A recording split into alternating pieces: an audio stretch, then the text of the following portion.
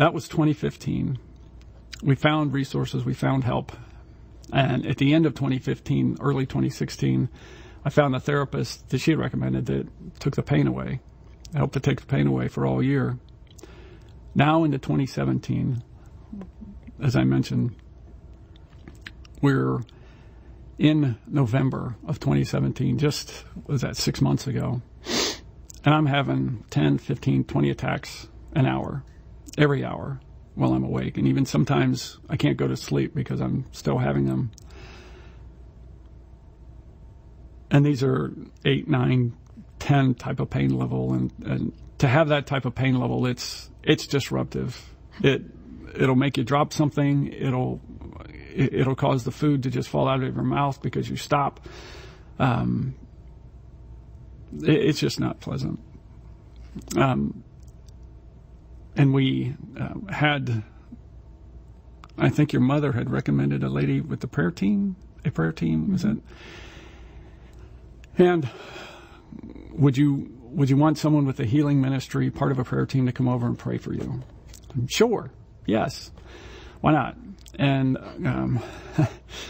my daughter, a couple of years prior, had painted some signs and verses and words of encouragement, and I put them on the wall and in my office that I could look at every day. And so this couple, older couple, I can't say elderly because I'm not very far behind them, but this older couple came over and they prayed with us, and prayed with us, laid hands on us, anointed me with oil, suggested and recommended that we have oil from the leaders, our pastors, which we hadn't even thought of for the elders, and we did that as well. But as she was leaving, she just casually asked, "Can I ask you what it is?"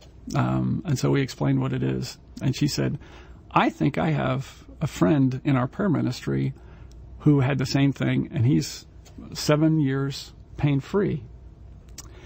And do you mind if I check with him and call you back?"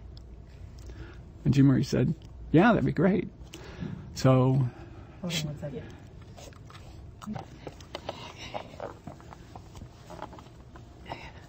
You good? Mm-hmm. No clap, no nothing. Oh, I clapped in.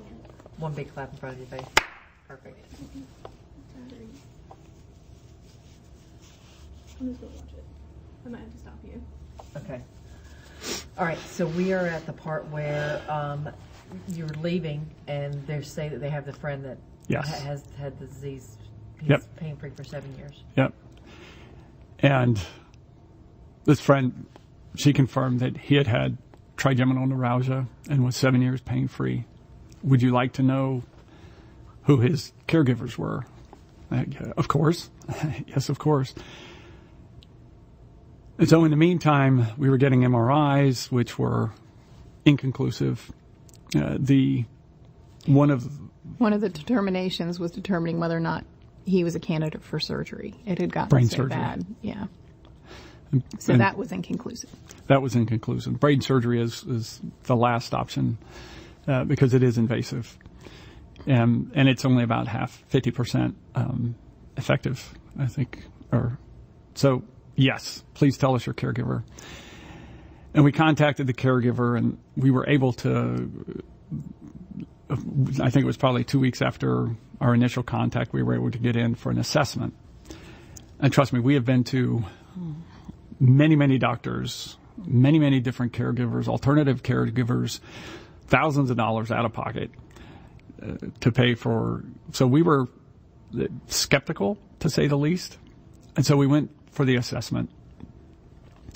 He did the x-rays, did the assessment, his chiropractor, and he said, "I can't guarantee anything, but I know the guy who's 7 years pain-free, and you have something similar, and I can fix that." He says, "It's unfortunate that you didn't book an adjustment at the same time of your assessment, because I'm booked." This was the day after Thanksgiving, end of November. He says, "I'm booked through to January, 4, 5, 6 weeks out." He says, "But here is a physical therapist